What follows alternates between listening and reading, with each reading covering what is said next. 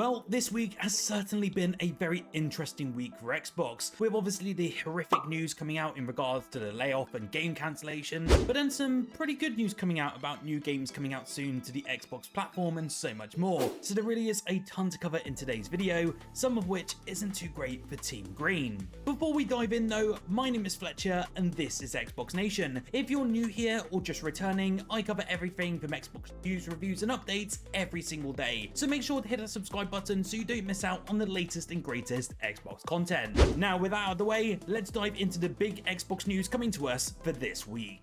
First up today, I think it was worth covering the big elephant in the room, especially as it's probably the worst news we've seen so far for Xbox currently for this generation. As of yesterday, that being the 2nd of July, Microsoft came out and stated they will be laying off a massive 9,000 employees across the company, with divisions within Xbox being hit as well. Obviously, a lot of news has dropped regarding all of these layoffs, and I didn't want to actually post my video yesterday as I wanted to ensure we had more coverage about what was actually happening before I could report it to you today. The cuts, which are being made across different teams, locations and levels of experience, will impact Microsoft's gaming division. Bloomberg actually did report that Candy Crush developer King, which is based over in Stockholm, is cutting 10% of its staff, approximately 200 jobs. We then have ZeniMax's European office, which has then reportedly also laid off some staff. Layoffs have also then occurred across multiple other teams such as Raven Software, Turn 10, Rare, Bethesda, Compulsion and so much more. And I don't think we'll hear the end about it, about how many have actually been affected, until the end of this week. We did get to see a message to the staff thanks to Windows Central, where Xbox boss Phil Spencer said that he recognises that these changes come at a time where we have more players, games and gaming hours than ever before, and that the Xbox platform and roadmap have never looked stronger. But Xbox must make choices now for continued success in future years, and a key part of that strategy is the discipline to prioritise the strongest opportunities. For me, I won't sugarcoat it, but I think that's an absolutely batshit insane email that you would send to your employees that you're just about to fire, especially as many of them won't take solace knowing that Microsoft are doing incredibly well across both Xbox and other areas within the business, especially at the time that they're actually losing their entire livelihoods. At present, we know that the eagerly anticipated Perfect Dark has now been cancelled, and the entire Initiative studio has been closed down with this announcement. This is some horrific news, especially as this studio has now been working on this game for over 7 years, and we even got a brand new trailer at the Xbox Showcase in 2024, and it was easily quite a favourite trailer amongst the community. We then move on to the cancellation of Everwild, and I have to say for me personally, this is an absolutely heartbreaking moment, as this was one of my most eagerly anticipated Xbox exclusives which we were going to see in the next couple of years. Rare for me were always one of those studios that holds a special place in my heart, especially surrounding games like GoldenEye and Banjo-Kazooie, and seeing another IP just getting cancelled doesn't give me much hope when it comes to future projects from this studio.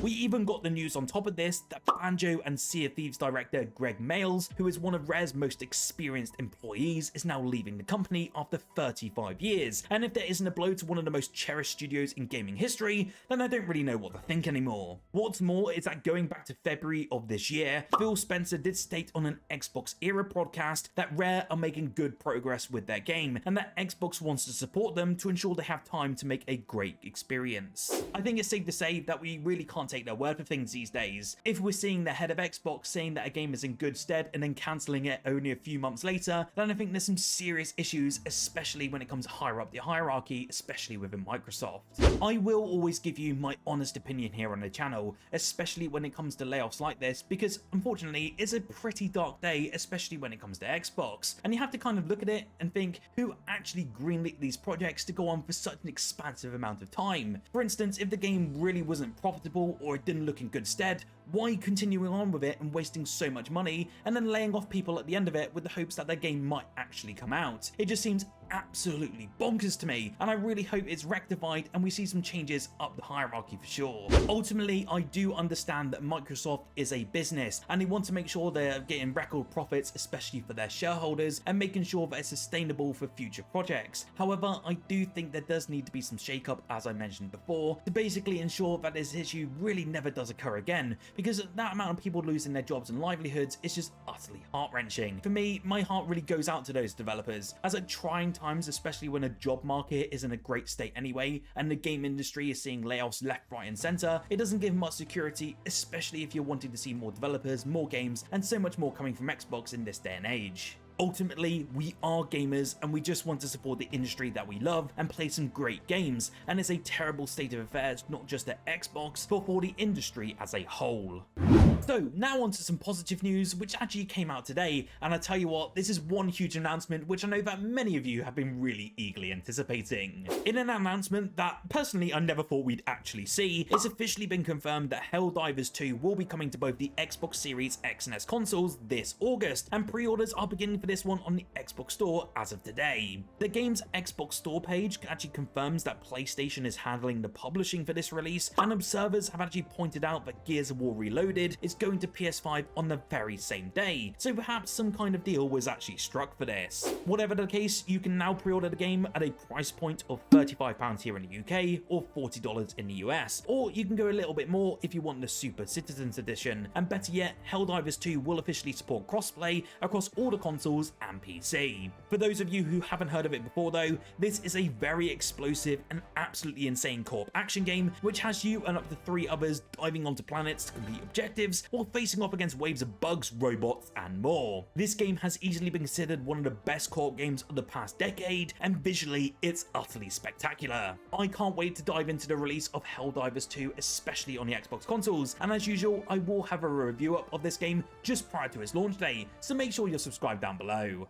Amidst all of that crazy Xbox news yesterday, Bandai Namco quietly held a special summer showcase featuring various upcoming Xbox games, including one that's actually never been announced before in My Hero Academia: All's Justice. Beyond that, we did get some new reveals for the likes of Code Vein 2, The Blood of Dawnwalker, and Digimon Story Time Stranger, so although it wasn't a major event by any means, there's still plenty of interesting stuff for you to look forward to. What I've done is I've chucked up all the announcements on screen for you now, so you can see what has been announced, and I will be covering most of these in a video tomorrow if you're interested in learning more. The Xbox Retro Classics Collection has been a massive hit since it launched onto Xbox Game Pass back in May, and we actually got the announcement, which I mentioned in our previous Game Pass video, that it's now hit 1 million users at the time of writing this video. And Stream Arcade, which is running the Retro Classics program for Xbox, has revealed how it only took 27 days for them to hit that 1 million figure mark, resulting in hundreds of thousands of hours of play across millions of game sessions so far. Just recently, it was also announced that 5 games have been added to the Xbox Retro Classics collection, and I did include this in my most recent Xbox Game Pass video, and now we're actually being told that over 100,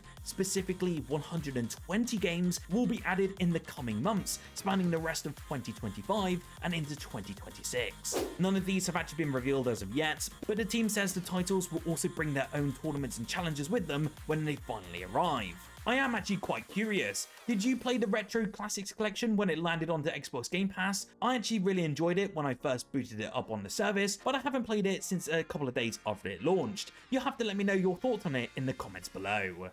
Well, 3 years ago, Rockstar Games basically pulled the plug on Red Dead Online, ending development on major updates for the game to focus on making GTA 6. Well, this week, and seemingly out of nowhere, the team has added a brand new set of 4 eerie Telegram missions for the first time in years that channel serious undead nightmare energy from the first Red Dead Redemption. Since this new update is now out in the wild, we are starting to see more footage of it crop up online as well, and anyone who's played Red Dead Redemption's Undead Nightmare expansion may be getting serious flashbacks right now. It seems like a pretty cool update, and I do hope this means they're now back on board with the updates, with the rumoured Xbox Series X and S update coming very soon. But for now, this new content is available right now on the game as we speak, so make sure you download it and try it out if you're interested.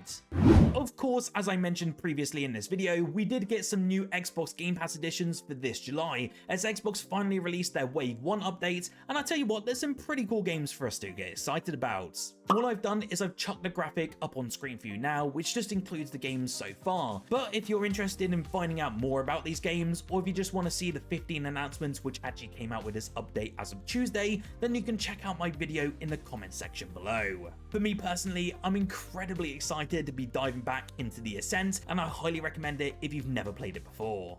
So, what do you think about the cancellations of Perfect Dark and Everwild? And what do you think about the layoffs on Xbox just in general? You'll have to let me know in the comments below. I will apologise if it was a bit of a rant to begin this video, but I really wanted to sort of voice my own opinions, especially when it comes to these pretty dark days that we're seeing across Xbox in this current moment in time. Remember though, if you did enjoy this video and you do want to see more content like this, hit that like button down below, and remember to subscribe as well, as I do upload Xbox content every single day. Whilst you're here though, why don't you check out the video on screen now, as I covered the huge Xbox sales which are going on the Xbox store right now. It's not the biggest sale by any means, but there's some hidden gems that you need to pick up for less than £5.